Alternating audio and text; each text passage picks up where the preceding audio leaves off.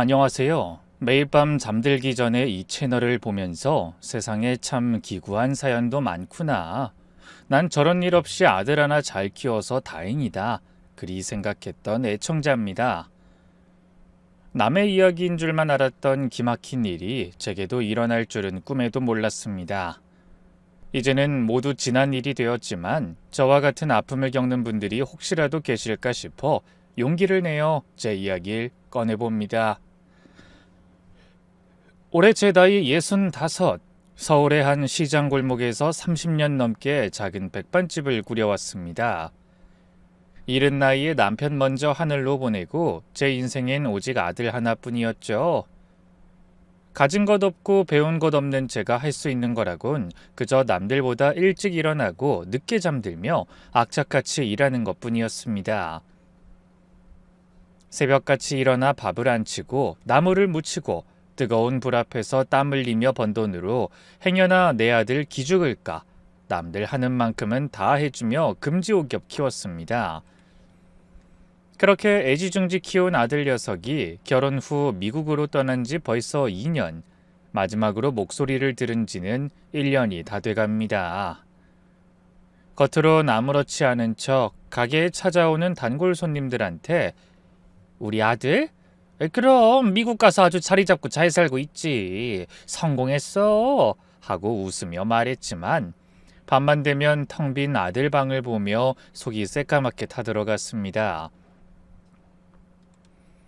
아들이 쓰던 낡은 책상, 벽에 붙여놓은 꼬깃꼬깃한 상장들을 볼 때마다 눈물이 핑 돌았죠. 혹시나 무슨 일이 생긴 건 아닐까? 밥은 잘 챙겨 먹고 다니는 걸까? 걱정되는 마음에 전화를 걸어봐도 며느리 아이는 늘 어머님, 진우씨 지금 중요한 회의 중이에요. 지금 출장 가서 며칠 집에 없어요. 하는 쌀쌀맞은 소리뿐이었고 나중에는 그마저도 뚝 끊겨버렸습니다. 손주 녀석 얼굴이라도 보고 싶어 영상통화 한번 하자고 사정해도 아이가 자고 있다는 핑계, 아프다는 핑계로 매번 거절당했죠.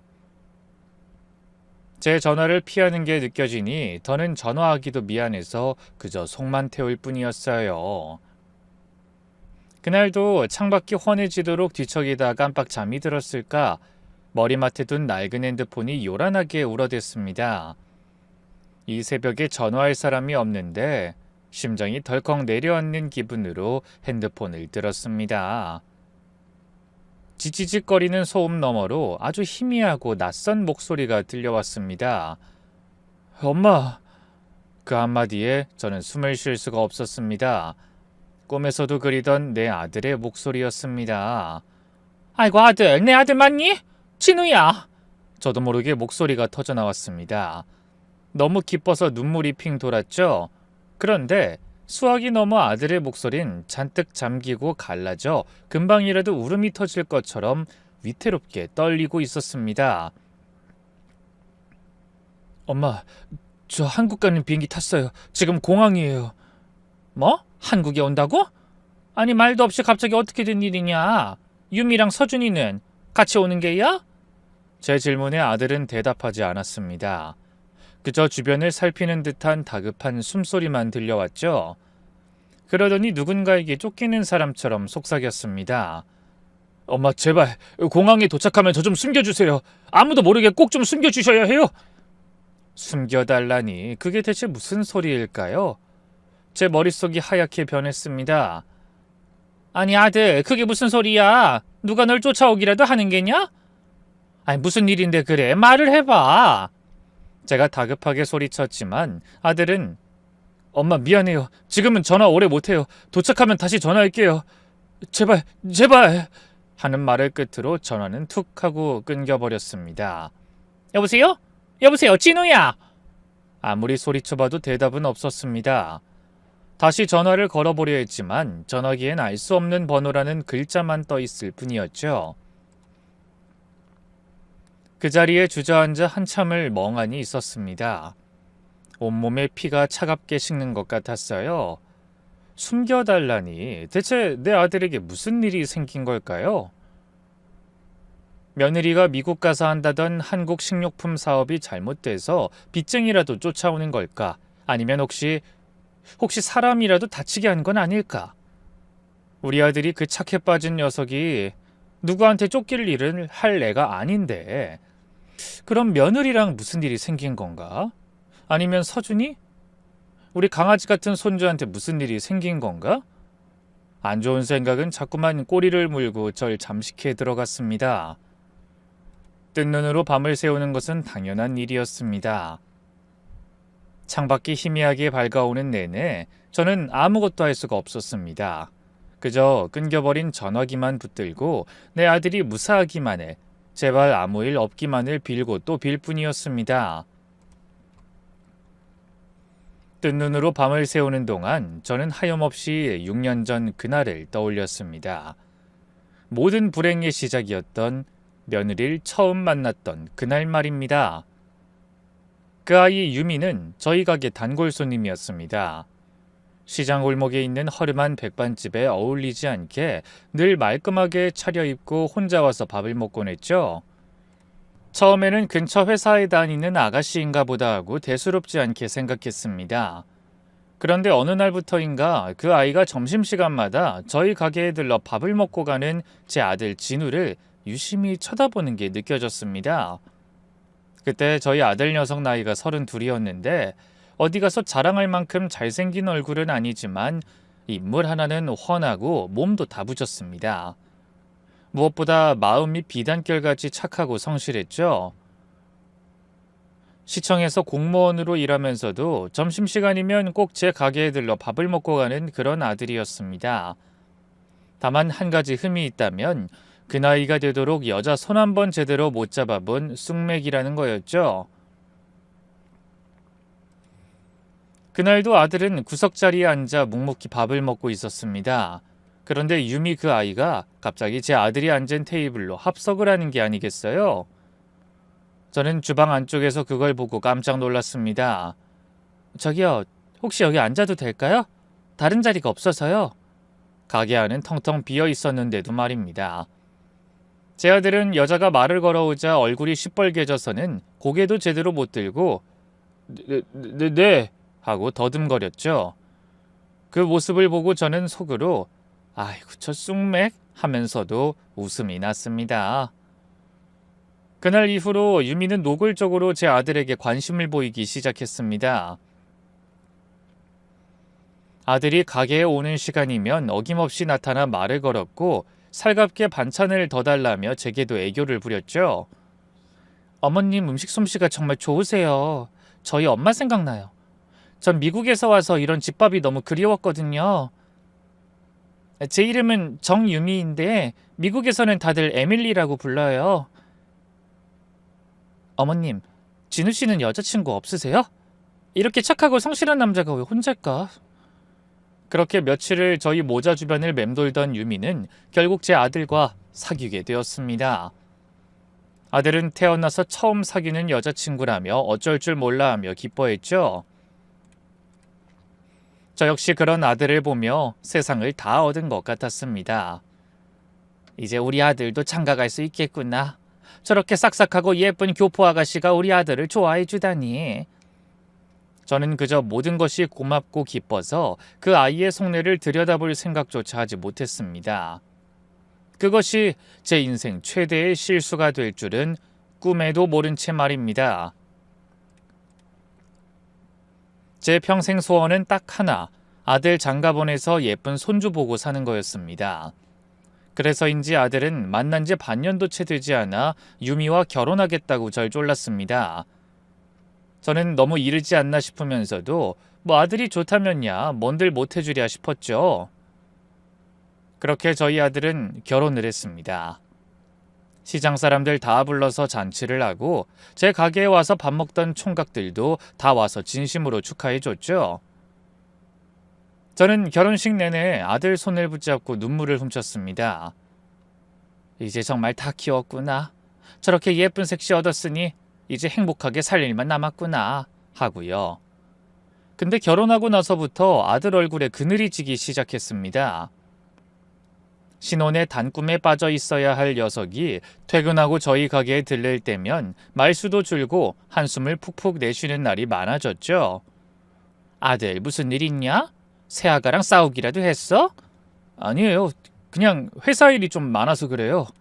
아들은 늘 그렇게 둘러댔지만 저는 아들 뱃속에 뭐가 들었는지 다 아는 엄마입니다. 뭔가 일이 있다는 걸 직감했죠.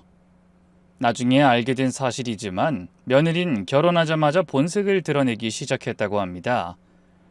아들 월급날이면 돈이 다 어디 갔냐고 닥달하고 명품 가방이며 옷을 사느라 카드값을 흥청망청 써댔다고요. 아들이 뭐라 한마디라도 하면 당신같이 쥐꼬리 많은 월급 받는 공무원이랑 결혼해준 것만도 고마운 줄 알아! 라며 소리를 질렀다고 합니다. 하지만 제 아들은 그 모든 걸 제게 숨겼습니다. 제가 상처받을까봐. 그 착해 빠진 녀석은 혼자서 모든 걸 끙끙 앓았던 겁니다. 그러던 어느 날 아들 내외가 저녁을 먹으러 저희 가게에 왔습니다. 아들 얼굴은 여전히 어두웠지만 며느린 뭐가 그리 좋은지 싱글벙글 웃고 있었죠. 밥을 다 먹어갈 때쯤 며느리가 제 손을 덥석 잡으며 말했습니다. 어머님, 저 드릴 말씀 있어요. 저 임신했어요. 그 순간 제 머릿속의 모든 걱정이 눈 녹듯 사라졌습니다. 손주라니, 제가 할머니가 된다니. 저는 너무 기뻐서 며느리 손을 붙잡고 덩실덩실 춤이라도 출 뻔했습니다. 아이고 세상에, 이게 무슨 복이냐. 우리 진우 잘했다. 우리 며느리 고맙다. 제 옆에서 아들은 그저 씁쓸하게 웃고만 있었지만 그때 저는 아들의 표정을 살필 경황이 없었습니다. 첫 손주를 본다는 기쁨에 저는 며느리에 대한 아주 작은 의심마저도 전부 잊어버리고 말았습니다. 그저 이 행복이 영원하기만을 바랄 뿐이었죠. 그렇게 10달을 기다려 눈에 넣어도 아프지 않을 제 첫 손주 서준이가 태어났습니다. 아들을 쏙 빼닮은 손주를 품에 안으니 세상을 다 가진 것처럼 행복했죠. 며느리도 한동안은 아이 키우는 재미에 푹 빠져 지내는 것 같았습니다. 아들 얼굴에 드리웠던 그늘도 조금은 옅어지는 듯 했고요. 저는 이제야 우리 아들 내외가 진짜 부부가 되어 사는구나 하고 안심했습니다. 하지만 그 평화는 그리 길지 않았습니다. 서준이가 돌이 지날 무렵부터 며느리가 조금씩 변하기 시작했습니다. 아이 낳고 불었던 살을 뺀다며 혹독하게 운동을 하더니 예전 아가씨 때보다 더 화려하게 꾸미고 다니기 시작했죠. 머리 모양을 바꾸고 제가 보기엔 좀 과하다 싶은 옷들을 사입고 외출하는 날이 부쩍 늘었습니다. 처음에는 애 키우느라 고생했는데 젊은 나이에 꾸미고 싶겠지 하고 좋게만 생각했습니다. 근데 점점 이상한 점이 눈에 띄기 시작했죠. 며느리는 집에 있을 때면 핸드폰을 손에서 놓지를 않았습니다. 누구랑 그렇게 연락을 하는지 휴대폰을 보며 혼자 웃기도 하고 제가 옆에 다가가면 화들짝 놀라며 화면을 감추기 일쑤였죠. 그리고 주말이면 어머님, 저 미국 친구들끼리 만나는 모임이 있어서요 하면서 서준이를 제게 턱 맡기고는 밤늦게 들어오는 날이 잦아졌습니다. 나중에야 아들에게 들어 알게 된 사실이지만 아들 녀석은 그런 아내를 보며 속만 끓였다고 합니다. 한번 싫은 소리라도 하면 며느린 내가 당신처럼 집에만 틀어박혀서 썩어야 해? 나도 내 인생이 있어! 라며 길길이 날뛰니 어쩌지도 못했다고 말입니다. 그때 눈치챘어야 했습니다. 며느리가 휴대폰 너머로 다른 놈과 시시덕거리고 있었다는 것을요. 하지만 저는 그저 미국에서 오래 살다 와서 개방적인가 보다 하고 아들의 어두운 표정은 단순한 부부싸움 때문이겠거니 애써 외면했습니다. 제가 조금만 더 유심히 봤더라면 우리 아들과 손주가 그 지옥 같은 곳으로 끌려가는 일은 막을 수 있었을 텐데 지금도 그때를 생각하면 제 자신이 너무나 원망스러워 가슴을 치게 됩니다. 손주가 3살이 되던 해였습니다. 며느리의 겉도는 생활은 계속됐고 아들의 한숨은 날이 갈수록 깊어졌죠. 저는 이러다 정말 큰일 나겠다 싶어 하루는 며느리를 조용히 불러 타일렀습니다. 아가, 너 요즘 너무 밖으로만 도는 거 아니냐? 진우도 힘들어하고 서준이도 엄마 손길이 필요할 때인데. 제 말에 며느리는 네 어머님 죄송해요 하고 고개를 숙였지만 그 눈에는 반성하는 기미가 조금도 보이지 않았습니다. 그리고 며칠 뒤 며느리는 폭탄 같은 말을 꺼내더군요. 온 가족이 모인 저녁 식사 자리에서였습니다. 어머님, 저희 미국으로 이민 가려고요. 순간 제 귀를 의심했습니다. 이민이라니? 그게 무슨 마른 하늘의 날벼락 같은 소리일까요? 뭐? 이민? 아니 아가, 그게 무슨 소리냐? 진우는 여기서 공무원 생활 잘하고 있는데 무슨 이민이야? 어머님, 진우 씨 같은 능력 있는 남자가 이 좁은 한국에서 공무원 월급만 받고 사는 거 너무 아깝지 않으세요? 미국 가면 기회가 얼마나 많은데요. 제가 미국에서 한국 식료품 수입하는 사업을 좀 알아봤는데 이거 하면 대박 날 수 있어요. 며느리는 자기가 얼마나 대단한 사업 계획을 세웠는지 미국 생활이 얼마나 좋은지 침이 마르도록 떠들어댔습니다. 제 아들은 그저 고개 숙인 채 아무 말도 하지 못했죠. 전 당연히 반대했습니다. 하나뿐인 아들 눈에 넣어도 아프지 않을 손주를 멀리 타국으로 보낼 수는 없었습니다. 하지만 며느린 집요했죠. 아들에게는 당신이 안 가면 나랑 서준이만 갈 거야. 평생 아들 얼굴 볼 생각 마. 라며 매일같이 닥달했고 제게는 눈물까지 글썽이며 매달렸습니다. 어머님, 다 우리 서준이 교육 때문이에요. 한국에서 이렇게 아등바등 키우는 것보다 미국 가서 영어 배우고 넓은 세상 보게 해주고 싶어요. 그리고 저희 가서 자리 잡으면 그때 어머님도 저희가 모실게요. 여기서 힘들게 식당 일 그만하시고 미국 가서 저희랑 같이 편하게 사셔야죠. 네? 어머님. 그 사탕 발린 말에 제 마음이 흔들리기 시작했습니다. 아들의 어두운 얼굴, 그리고 우리 손주 서준이의 미래. 어쩌면 여기가 아닌 다른 곳으로 가면 며느리도 마음 잡고 새 식구가 행복하게 살 수 있지 않을까. 그리고 나도 나중에 아들네 가서 살 수 있다는 희망, 그 헛된 희망이 제 눈을 가리고 말았습니다. 며느리의 성화에 못 이겨 저는 결국 이민을 허락하고 말았습니다. 그 결정을 내린 날 아들은 제게 찾아와 엄마 정말 죄송해요 라며 고개를 숙였지만 전 애써 웃으며 아들의 등을 두드려줬습니다. 아니다 아들아, 네 처가 저렇게까지 원하는데 어쩌겠냐. 가서 너희 식구 행복하게만 살면 엄만 더 바랄 게 없다. 며느린 제 허락이 떨어지자마자 기다렸다는 듯이 사업자금 이야기를 꺼냈습니다.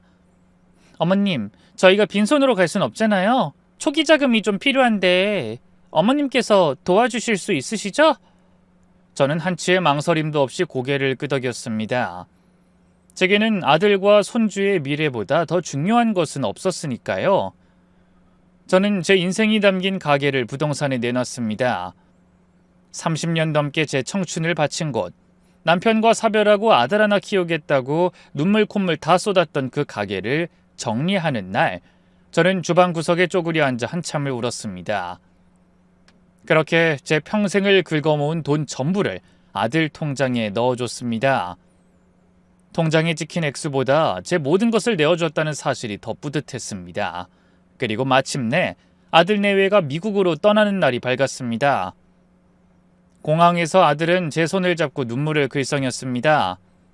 엄마, 꼭 다시 모시러 올게요. 금방 자리 잡고 연락할게요. 죄송해요, 엄마. 됐다, 아들아. 울지 마라. 엄마 걱정은 말고 너희 셋만 행복하면 그걸로 됐다. 저는 애써 눈물을 참고 아들 내외를 들여보냈습니다.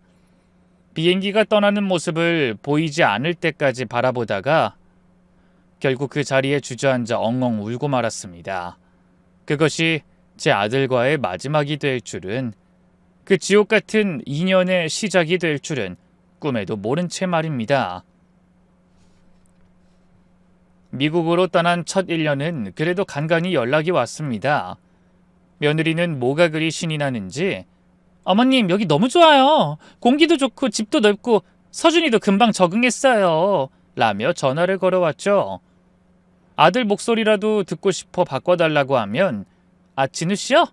지금 사업 때문에 바빠서 밖에 나갔어요. 하는 대답만 돌아왔습니다.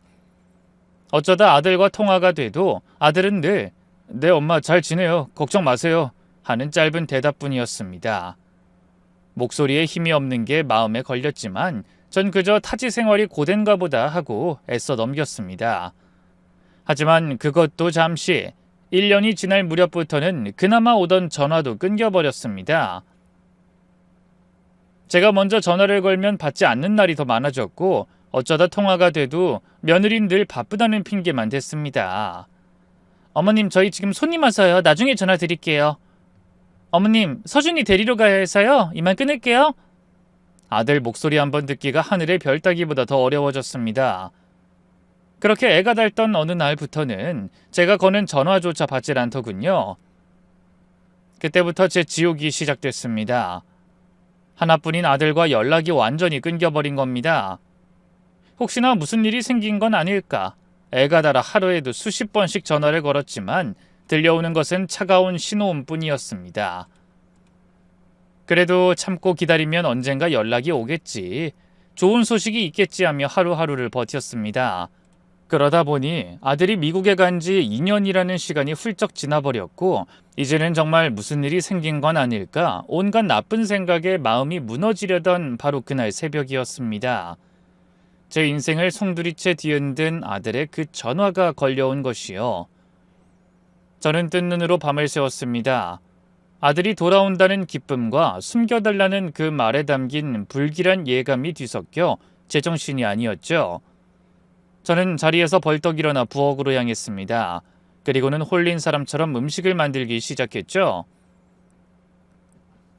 아들이 제일 좋아하던 돼지고기 김치찌개를 푹 끓이고 달달하게 재운 소불고기를 볶고 알록달록한 잡채를 무쳤습니다. 냉장고를 열어 아들이 좋아하던 밑반찬들을 하나하나 꺼내 접시에 담았습니다. 아들이 돌아오면 2년 동안 못해준 따뜻한 엄마 밥 실컷 먹여야겠다는 생각뿐이었습니다. 어쩌면 이 밥 한 끼가 그동안 아들이 겪었을 모든 서름과 고통을 씻어줄 수 있을지도 모른다고 생각하면서요. 날이 밝자마자 저는 인터넷으로 비행기 도착 시간을 확인했습니다. LA에서 출발해 인천으로 오는 비행기는 아침 8시 도착이었습니다. 저는 새벽 첫 차를 타고 인천공항으로 향했습니다. 버스 창밖으로 낯선 풍경들이 스쳐 지나갔지만 제 눈에는 아무것도 들어오지 않았습니다. 오직 아들을 만난다는 생각에 심장이 터질 것처럼 뛰었죠. 공항 도착 라운지에 서서 저는 쉴 새 없이 기도를 했습니다. 하느님 부처님, 제발 우리 아들 아무 일 없게 해주세요. 무사히 제품으로 돌아오게만 해주세요. 입국장 문이 열리고 사람들이 하나둘씩 빠져나올 때마다 저는 목을 길게 빼고 아들을 찾았습니다. 마중 나온 가족들과 얼싸안고 기뻐하는 사람들을 보며 저도 곧 아들을 저렇게 안아줄 수 있을 거라 생각했습니다. 하지만 제 기대는 곧 산산조각이 나고 말았습니다. 입국장을 나오는 아들의 그 모습은 제가 알던 아들의 모습이 아니었습니다. 순간 다른 사람인가 싶어 눈을 비비고 다시 봤지만 틀림없는 제 아들 진우였습니다. 아들아? 저도 모르게 쉰 목소리가 터져나왔습니다. 2년 전 공항에서 마지막으로 봤던 훤칠하고 듬직했던 내 아들은 온데간데 없었습니다. 살이 빠진 정도가 아니라 뼈만 앙상하게 남은 몸은 금방이라도 쓰러질 것 같았고 한때 총기로 가득했던 두 눈은 쏙 들어가 그늘만 가득했습니다. 제대로 감지도 못한 머리는 까치집을 지었고 어디서 주워 입었는지 모를 낡고 해진 옷차림은 영락없는 노숙자 행색이었습니다. 그리고 제 눈을 의심하게 한 것은 아들의 몸에 남은 상처들이었습니다. 반소매 티셔츠 밖으로 드러난 팔뚝에는 시퍼런 멍자국이 끔찍하게 남아있었죠. 자세히 보니 헬쑥한 얼굴에도 시퍼런 멍과 함께 날카로운 것에 핥힌 듯한 붉은 상처 자국이 선명했습니다.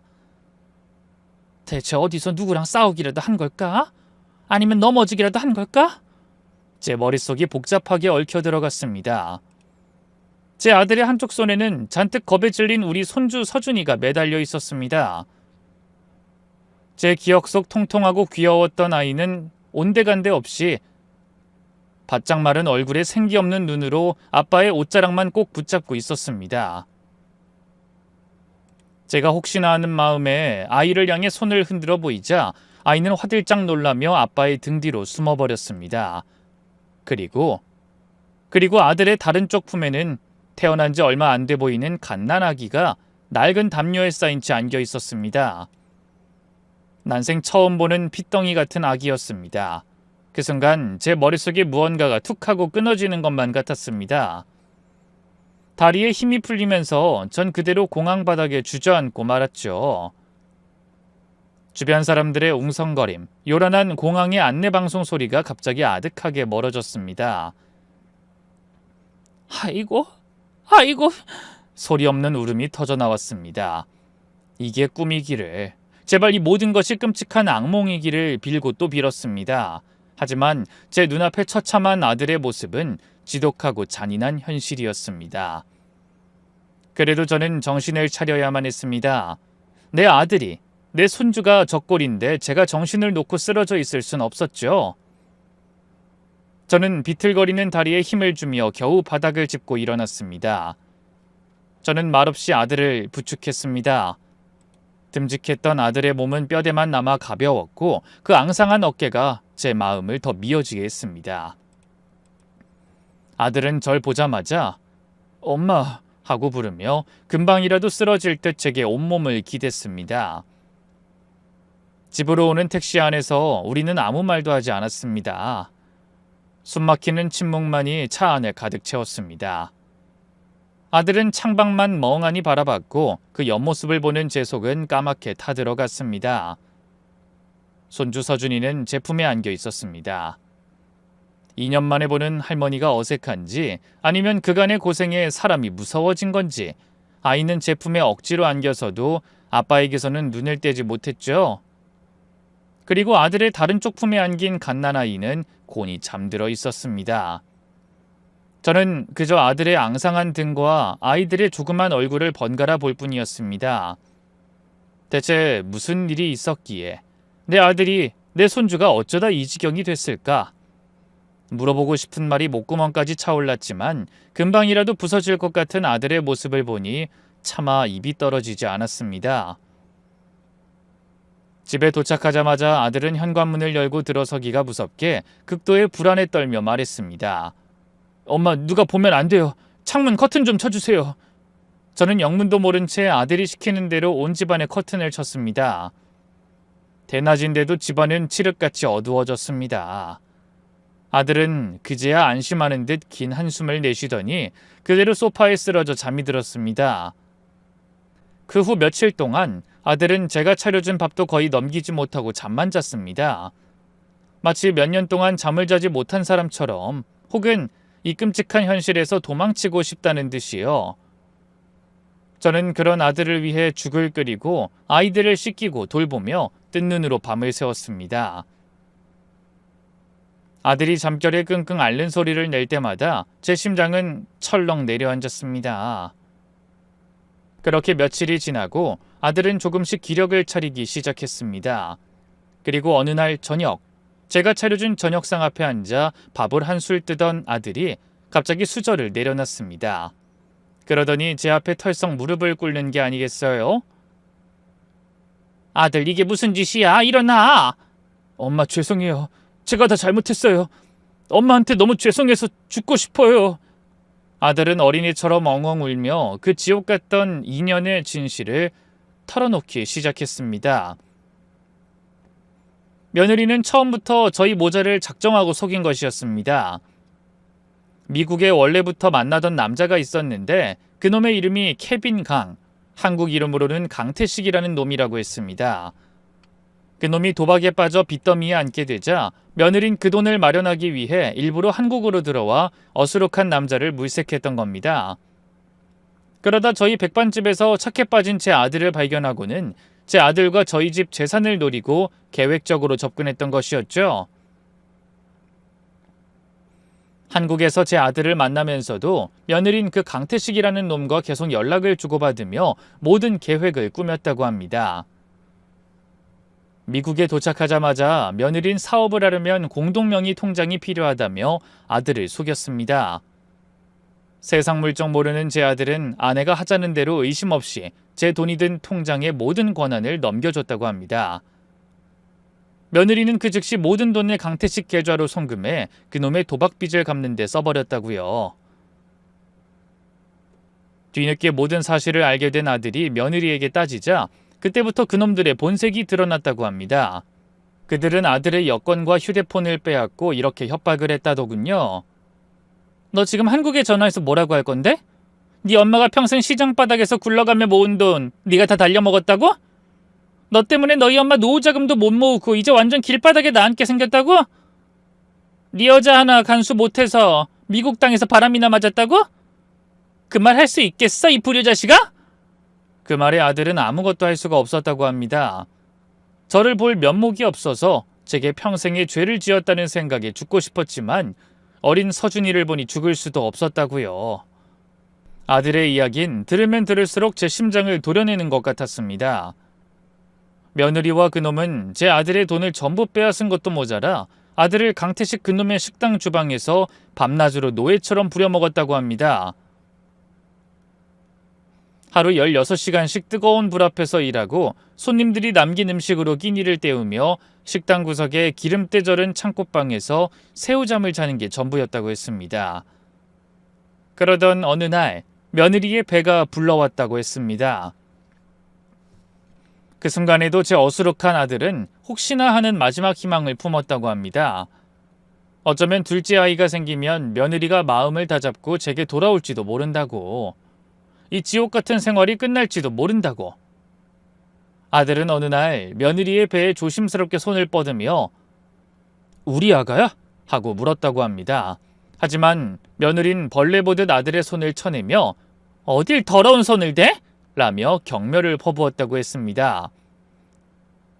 아이가 태어나자 아들의 마지막 희망마저 산산조각이 났습니다. 갓 태어난 아이는 누가 봐도 제 아들이 아닌 강태식을 쏙 빼닮았고 며느리 역시 그걸 부정하지 않았다고 합니다.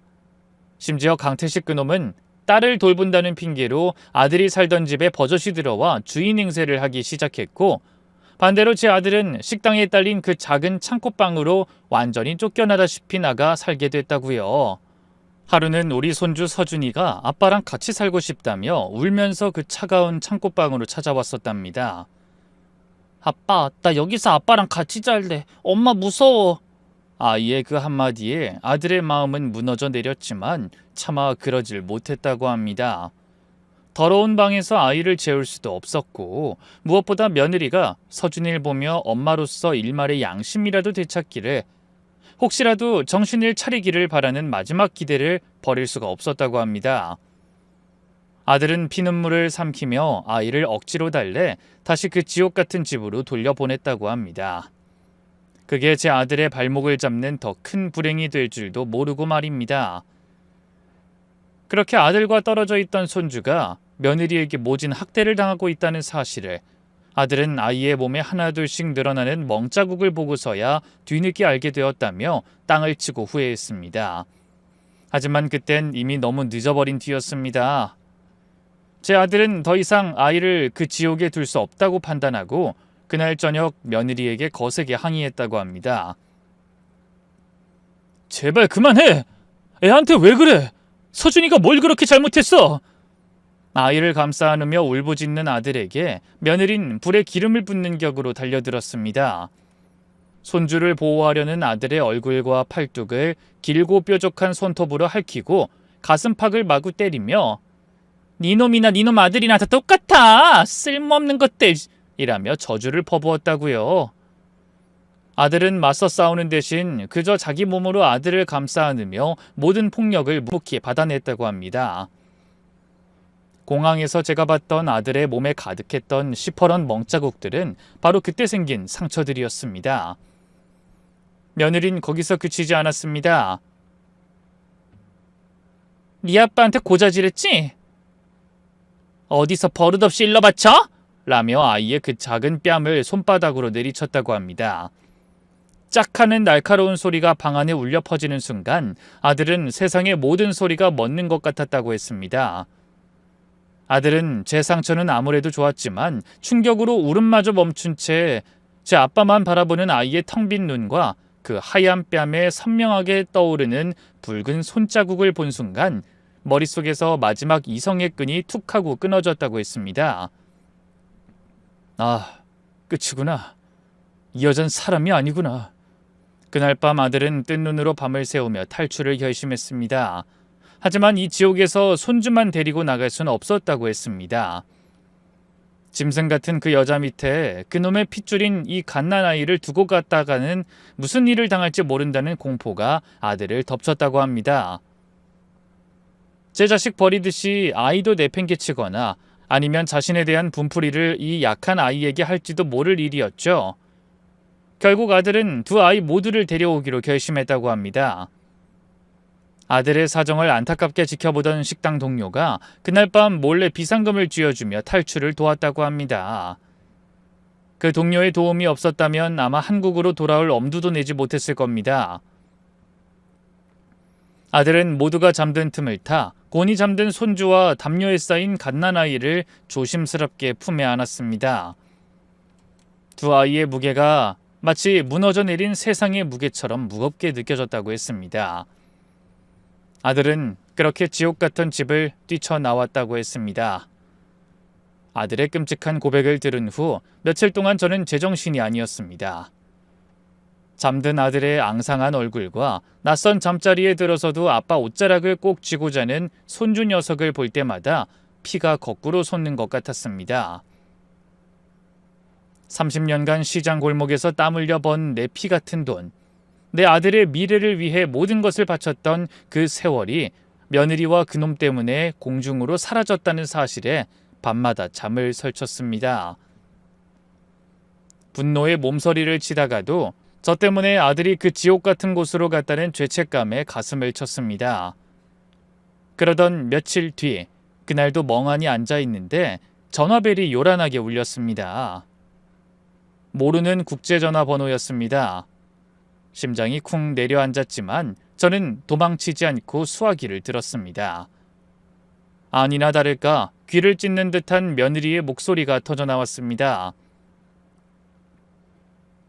최진우 당장 안 바꿔요? 당신 아들 내 딸을 납치했다고! 기가 막혀 말이 나오지 않았습니다. 제 아들 서준이는 그렇게 학대하고 내팽개쳤으면서 이제 와서 지 핏줄이라고 어미 행세를 하는 저 모습에 기가 막혔습니다. 그 뻔뻔함에 치가 떨렸지만 저는 아무 말 없이 듣고만 있었습니다. 제 침묵에 더욱 약이 올랐는지 며느린 더 길길이 날뛰었습니다. 여보세요, 듣고 있어? 당장 내 딸 내놓으라고! 내놓지 않으면 내가 한국 가서 다 뒤집어 엎어버릴 줄 알아? 이 도둑놈의 집구석! 그 악다구니를 듣는 순간 제 머릿속을 가득 채웠던 모든 슬픔과 두려움, 자책감이 거짓말처럼 사라졌습니다. 대신 그 자리엔 뼈까지 시릴 만큼 차가운 분노만이 남았습니다. 공항에서 봤던 아들의 텅 빈 눈과 온몸의 멍자국, 겁에 질려 말을 잃은 손주의 얼굴이 눈앞을 스쳐 지나갔습니다. 그래 와라. 네 발로 지옥에 걸어 들어와. 저는 아무 대답 없이 조용히 수화기를 내려놨습니다. 이제 더 이상 눈물 흘리며 숨어만 있을 순 없었습니다. 저것들에게 죗값을 치르게 하기 위해서라도 내 아들과 손주를 지키기 위해서라도 제가 어미로서 독해져야만 했습니다. 그것이 제게 주어진 새로운 싸움의 시작이었습니다. 제 머릿속은 놀랍도록 차갑고 명료해졌습니다. 저는 그날 밤새 뒤척이다 겨우 잠든 아들 녀석의 방문을 조용히 열었습니다. 헬쑥한 아들의 얼굴 옆에는 자면서도 무언가에 쫓기는 듯 아빠의 옷자락을 꼭 붙잡고 낑낑대는 손주가 있었습니다. 그 모습을 보자 다시 한번 가슴속에서 뜨거운 것이 울컥 치밀어 올랐습니다. 저는 방으로 들어가 어느새 잠에서 깬 아들의 손을 굳게 잡고 말했습니다. 아들, 이제 숨지 말자. 네가 잘못한 거 하나 없어. 이제부턴 저것들이 지은 죗값을 받게 할 거야. 엄마가 그렇게 만들게. 제 말에 아들은 저를 올려다보며 눈물만 뚝뚝 흘렸습니다. 엄마, 저 때문에 엄마 평생 모은 돈 다 날리고 제가 다 망쳤어요. 죄송해요, 엄마. 아들은 고개를 숙인 채 어깨를 들썩였습니다. 저는 그런 아들의 등을 쓸어주며 더 단단한 목소리로 말했습니다. 아니야, 망치긴 뭘 망쳐. 이제부터 다시 시작하면 돼. 고개 들어, 아들. 네 잘못 아니야. 저 나쁜 것들한테 속은 거지. 이제 엄마가 네 앞에 서서 비바람 다 막아줄 테니 넌 서준이 손만 꼭 잡고 있어. 저는 더 이상 주저하지 않았습니다. 당장이라도 며느리에게 달려가 머리채라도 잡고 싶었지만 감정적으로만 행동해서는 안 된다는 것을 알았습니다. 그 끔찍한 2년의 세월을 제 아들과 손주가 겪어야 했던 고통을 세상에 알리고 법으로 심판받게 해야 했습니다. 가장 먼저 변호사를 찾아 나섰습니다. 시장에서 장사만 하던 제가 아는 것이 뭐가 있겠습니까? 주변 지인들의 도움을 받아 핸드폰으로 국제 사기, 이혼 전문 변호사에 대해 열심히도 찾아봤습니다. 수많은 이름과 번호들 속에서 가장 믿음직스러워 보이는 법률사무소에 전화를 걸어 떨리는 목소리로 저희의 상황을 설명하고 곧장 상담을 예약했습니다. 그리고 가장 마음에 걸렸던 아이들을 위해 아동보호 전문기관의 문을 두드렸습니다.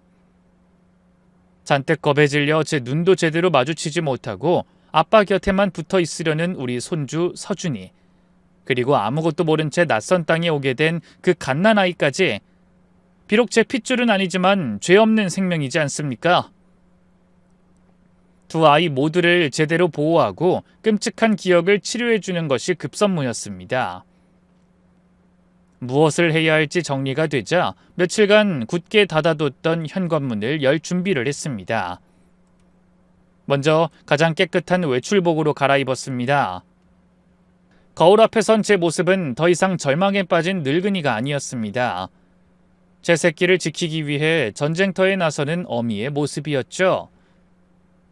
며칠간 닫혀있던 현관문을 열고 세상 밖으로 나서는 길이 더는 두렵지 않았습니다. 변호사 사무실에 마주 앉은 아들은 다시 한번 그 지옥 같던 시간을 털어놨습니다. 변호사는 아들의 남루한 행색과 온몸에 남은 시퍼런 멍자국들을 꼼꼼히 살피며 서류를 작성해 나갔습니다. 변호사는 이 사건이 명백한 사기 결혼이자 감금 폭행, 노동력 착취, 그리고 아동 학대가 모두 포함된 끔찍한 범죄라고 말했습니다. 그리고 반격을 위해 필요한 증거들을 하나씩 알려줬죠. 가장 먼저 병원에 들러 아들의 몸에 남은 상처들에 대한 진단서를 발급받았습니다. 그리고 변호사의 도움을 받아 미국에서 아들의 탈출을 도왔던 동료와 연락해 당시 상황에 대한 증언을 녹취할 수 있었습니다. 무엇보다 가장 중요한 것은 우리 손주 서준이의 상태였습니다. 아동보호기관과 연계된 상담센터에서 서준이는 심리치료를 받기 시작했습니다. 아이가 그린 새까만 그림들과 상담 기록들은 그 자체로 끔찍한 학대의 증거가 되었습니다. 마지막으로 변호사는 가장 중요한 조치를 제안했습니다. 바로 갓난아기의 신변 문제였습니다. 변호사는 저희와 동행하여 경찰서로 갔습니다. 그곳에서 아들은 며느리의 아동학대와 방임 행위를 모두 진술하고 위험에 처한 두 아이를 긴급 구출한 후 국가의 안전한 보호를 요청한다고 정식으로 신고했습니다. 이로써 아들은 법적으로 아이들을 보호할 사람이 되었고 갓난아기는 아동보호 전문기관에 안전하게 인계되었습니다. 이제 며느린 아동학대 피의자로서 한국 사법기관의 소환에 반드시 응해야만 하는 벼랑 끝에 몰리게 된 것입니다. 저희는 변호사와 함께 고소장을 준비하며 칼날을 가는 심정으로 복수를 준비했습니다. 고소장을 접수하고 우리는 폭풍이 오기 전에 길고 고요한 시간들을 보냈습니다. 그 시간은 단순한 기다림이 아니었습니다. 무너진 우리 가족의 삶을 아주 조금씩 한 뼘씩 일으켜 세우는 시간이었습니다. 저는 매일 아침 아들과 손주를 위해 따뜻한 밥을 지었습니다. 2년 동안 내 새끼가 굶주렸을 것을 생각하면 밥 한 숟갈, 국안 그릇도 허투루 만들 수가 없었습니다. 아들은 매일 밤 끔찍한 악몽에 시달렸습니다. 잠결에 "엄마 죄송해요" 하는 잠꼬대를 들을 때마다 제 가슴은 미어졌지만 저는 아는 척하지 않았습니다. 대신 낮에는 억지로 아들을 데리고 시장에 나가 함께 장을 보고 집안일을 시키며 몸을 움직이게 했습니다. 그렇게라도 하지 않으면 아들이 텅 빈 방 안에서 영영 과거에 갇혀버릴 것만 같았습니다. 가장 마음이 쓰이는 것은 역시 손주 서준이었습니다. 심리치료를 시작한 아이는 여전히 입을 굳게 닫고 있었지만 아주 작은 변화들이 생겨나기 시작했습니다. 처음 며칠은 아빠 뒤에만 숨던 아이가 어느 날부터 제 곁에 조용히 앉아 그림을 그리는 시간이 늘어났습니다. 온통 검은색으로만 칠해져 있던 도화지에 어느 날 노란색 크레파스로 작은 해님이 그려졌을 때 저는 부엌 구석에 숨어 한참을 소리 없이 울었습니다.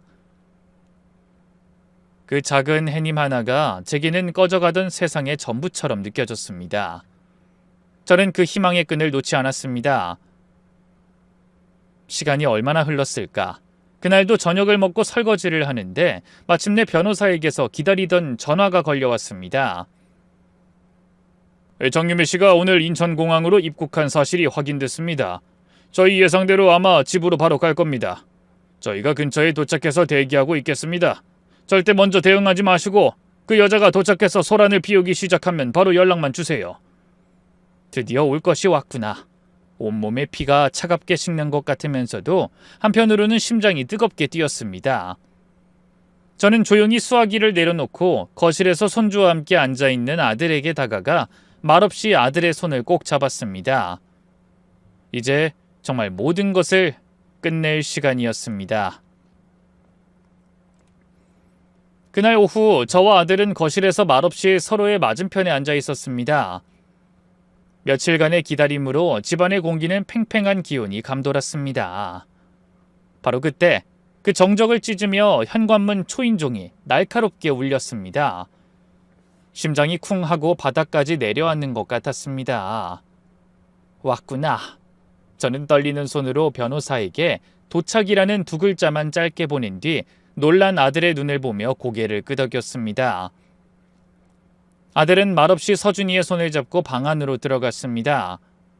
저는 잠시 숨을 고른 뒤 인터폰으로 다가갔습니다. 화면 속에는 제가 기억하던 그 예쁘장하던 얼굴은 온데간데 없고 오랜 비행에 지쳐 푸석푸석하면서도 증오로 일그러진 며느리의 얼굴이 있었습니다. 문 너머에서 고래고래 소리를 지르며 쿵쿵 문을 두드리는 소리가 이어졌습니다. 최진우, 문 안 열어? 당장 튀어나와! 저는 문을 열지 않은 채 수화기를 들고 제 평생에 내본 적 없는 차갑고 낮은 목소리로 말했습니다. 여긴 왜 왔니? 네가 올 곳 아니니까 당장 돌아가. 제 목소리가 저 자신도 낯설게 느껴졌습니다. 뭐? 이 늙은이가 진짜 지금 날 가르치려 들어? 당장 문 열라고!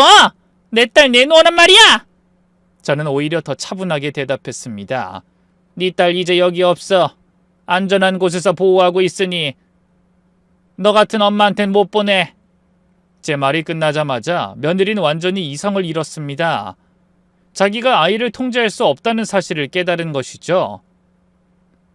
며느리는 짐승처럼 울부짖으며 발로 현관문을 걷어차기 시작했습니다. 쿵쿵쿵. 낡은 쇠문이 온 집안이 울리도록 찌그러지는 소리를 냈습니다. 벽에 걸린 낡은 액자가 위태롭게 흔들렸습니다. 그 끔찍한 소리에 결국 방 안에 있던 서준이가 으아 하고 자지러지는 울음을 터뜨렸습니다. 그 순간이었습니다. 제 등 뒤로 방문이 열리는 소리가 들렸습니다. 돌아보지 않아도 제 아들임을 알 수 있었습니다. 아들이 굳은 얼굴로 제 옆에 섰습니다. 공항에서 봤던 금방이라도 부서질 것처럼 위태롭던 모습이 아니었습니다. 며칠 밤낮을 악몽에 시달리던 패배자의 모습도 아니었습니다. 모든 것을 빼앗긴 남자의 깊은 분노와 제 아들을 지켜야 하는 아버지의 슬픈 결의가 담긴 눈으로 아들은 굳게 닫힌 현관문을 노려보고 있었습니다. 전 그저 아들의 어깨를 말없이 두드려줬습니다. 아들의 어깨는 분노로 가늘게 떨리고 있었습니다. 바로 그때 아들이 제 손을 뿌리치고 현관문으로 향했습니다. 제가 놀라 "아들아, 안 된다!" 하고 외쳤지만 아들은 뒤도 돌아보지 않고 굳게 잠긴 문고리를 풀었습니다. 끼익 소리와 함께 문이 열리자 발길질을 하려던 자세 그대로 멈칫한 며느리가 눈앞에 서 있었습니다.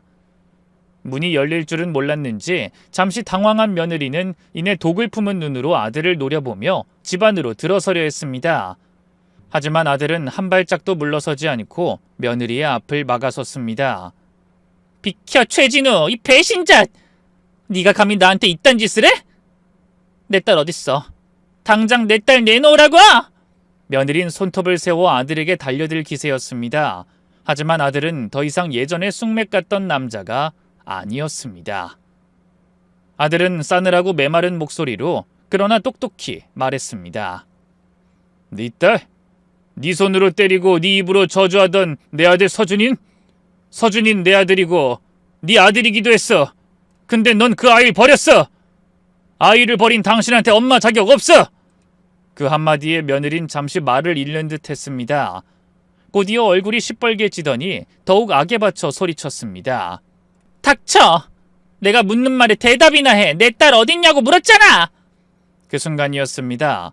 골목어기로 경찰차 2대가 소리 없이 들어섰고 차에서 내린 변호사와 경찰관들이 순식간에 며느리의 양쪽을 포위했습니다. 상황 파악이 되지 않은 며느리가 "당신들 뭐야?" 하고 소리치자 변호사가 차가운 목소리로 말했습니다. "최진우 씨의 법률 대리인입니다. 정유미 씨, 방금 하신 말씀 잘 들었습니다." 그제야 모든 것이 함정이었음을 깨달은 며느리의 얼굴이 하얗게 질렸습니다. 경찰관 한 명이 그녀에게 다가가 서류를 보이며 말했습니다. "정유미 씨, 아동복지법 위반, 사기, 폭행 혐의로 고소되었습니다. 그리고 지금 문을 파손하고 최진우 씨를 위협한 현행범으로 긴급 체포합니다. 변명은 서해 가서 하십시오." "뭐? 체포? 이거 놓으라고! 최진우, 네가 어떻게 나한테 이럴 수 있어?" 며느린 경찰의 손에 붙들려 끌려가면서도 마지막까지 저희를 향해 저주를 퍼부었습니다. 그 처절한 발악을 저와 제 아들은 현관 앞에 서서 끝까지 지켜봤습니다. 요란한 사이렌 소리가 멀어지고 골목에 지독한 정적이 찾아왔을 때 꼿꼿이 서 있던 아들의 몸이 갑자기 무너져 내렸습니다. 아들은 그 자리에 주저앉아 제 어깨에 얼굴을 묻고 어린아이처럼 엉엉 울음을 터뜨렸습니다. 길고 길었던 지옥이 드디어 끝이 보이는 순간이었습니다. 하지만 몇 달에 걸친 재판은 저희 가족에게 또 한 번의 힘든 시간을 가져다 줬습니다. 아들은 증인석에 앉아 그 지옥 같던 시간을 다시 한번 꺼내놔야 했고 그 모습을 지켜보는 제 가슴은 갈갈이 찢어지는 것 같았습니다. 하지만 저희는 피하지 않았습니다. 며느린 결국 한국 법정에서 아동학대와 사기 등 대부분의 혐의가 인정되어 죗값을 치르게 되었고 미국에서의 범죄에 대한 처벌도 기다리고 있다는 소식을 변호사를 통해 전해 들었습니다. 아들은 이혼 소송에서 승리하여 서준이의 단독 양육권을 온전히 지켜냈습니다. 저희를 속여 빼앗아갔던 피 같은 돈은 그들이 이미 흥청망청 써버려 대부분 돌려받지 못했습니다. 하지만 텅 빈 통장 잔고를 봐도 더는 아깝다는 생각이 들지 않았습니다. 돈으로는 절대 살 수 없는 제 아들과 손주의 인생을 되찾았으니까요. 재판이 모두 끝나고 아들은 한동안 멍하니 창밖만 바라보는 날이 많았습니다. 그런 아들에게 제가 말했습니다. "아들, 우리 다시 시작하자. 엄마는 밥 장사밖에 모르니 다시 식당 할란다." 그렇게 저는 시장 한 구석에 다시 작은 가게를 얻었습니다. 할머니의 따뜻한 백반이라는 작은 간판을 내걸고 다시 불을 지폈습니다. 예전보다 훨씬 더 작은 가게였지만 이 마음만큼은 풍족했습니다. 이제 제 옆에는 듬직한 아들이 함께하기 때문입니다. 아들은 시청에 복직하는 대신 저와 함께 가게를 꾸리며 새로운 인생을 살고 있습니다. 뜨거운 불 앞에서 땀을 쏟고 손님들에게 웃으며 밥을 내가고 늦은 밤 저와 함께 마주 앉아 그릇을 닦는 아들의 얼굴엔 예전의 그늘을 찾아볼 수 없습니다. 가장 큰 기쁨은 우리 손주 서준이의 변화입니다. 굳게 닫혔던 아이의 입이 열리고 이제는 가게의 작은 마스코트가 되었습니다. 가게 구석 작은 상에서 숙제를 하다가도 단골 손님들이라도 들어오면 안녕하세요. 저희 가게에서 제일 맛있는 건 할머니 김치찌개예요. 하고 낭낭하게 외쳐 손님들의 웃음을 자아내곤 합니다. 얼마 전에 한 손님이 서준이 커서 뭐가 되고 싶어? 하고 묻자 아이가 제 얼굴을 보고 쳐다보더니 망설임 없이 외쳤습니다. 저는 우리 할머니 같은 요리사가 될 거예요. 그 말을 듣는 순간 저는 손님들 앞인 것도 잊고 눈물을 쏟고 말았습니다. 그 어떤 비싼 상장보다도 값진 제 인생 최고의 칭찬이었습니다. 뜨거운 김이 오르는 밥을 푸고 구수한 된장찌개를 끓이며 손님들을 맞는 지금, 저는 세상에서 가장 행복한 사람입니다. 제 이야기가 저와 비슷한 아픔을 겪는 모든 분들께 작은 위로와 희망이 되었으면 좋겠습니다.